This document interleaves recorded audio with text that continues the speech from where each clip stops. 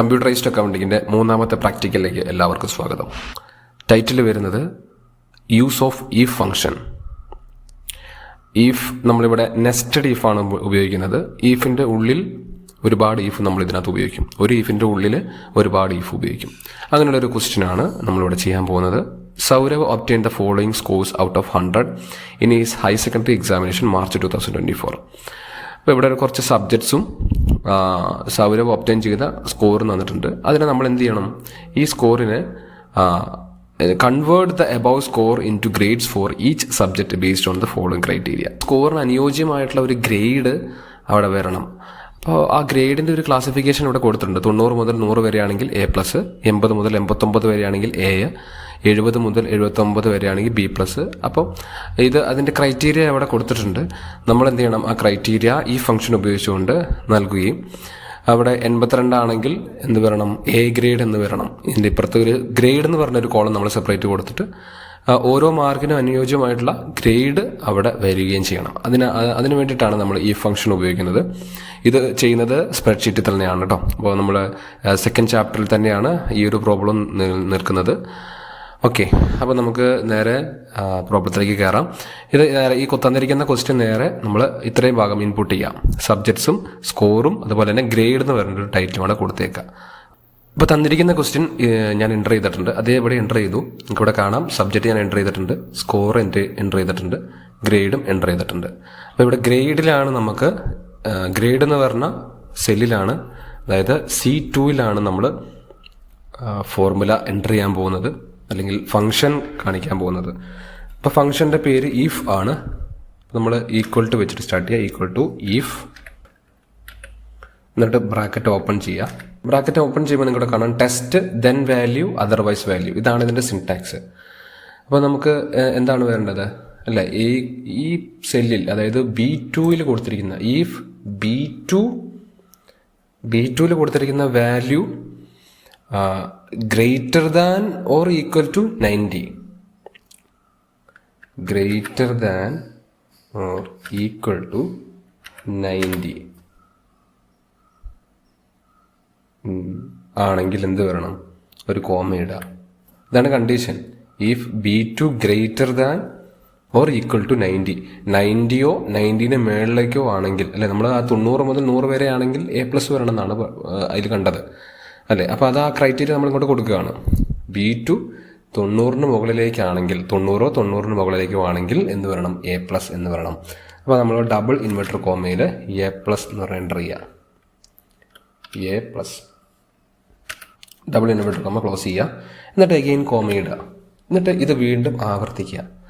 If വീണ്ടും നിങ്ങൾ start ചെയ്യുക. ഈഫ് ബ്രാക്കറ്റ് ഓപ്പൺ ചെയ്യുക. ബ്രാക്കറ്റ് ഓപ്പൺ ചെയ്തിട്ട് B2 അഗെയിൻ B2 തന്നെ ക്ലിക്ക് ചെയ്യുക. B2 greater than or equal to 80. 80ൻ്റെ മുകളിലേക്കാണെങ്കിലോ കോമ ഇടുന്നു.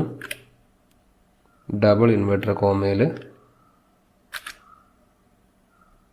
A എന്ന് പറയുന്നത് വരണം. ഡബിൾ ഇൻവെർട്ടർ കോമ ക്ലോസ് ചെയ്യുക. അഗെയിൻ കോമ ഇടുക. ഇത് വീണ്ടും തുടരുക. ഈഫ് ബ്രാക്കറ്റ് ഓപ്പൺ ചെയ്യുക. B2 greater than or equal to 70. അങ്ങനെയാണെങ്കിൽ എന്ത് വരണം?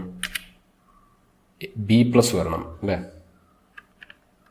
ഡബിൾ ഇൻവെർട്ടർ കോമയിൽ B+ ക്ലോസ് ചെയ്യാം.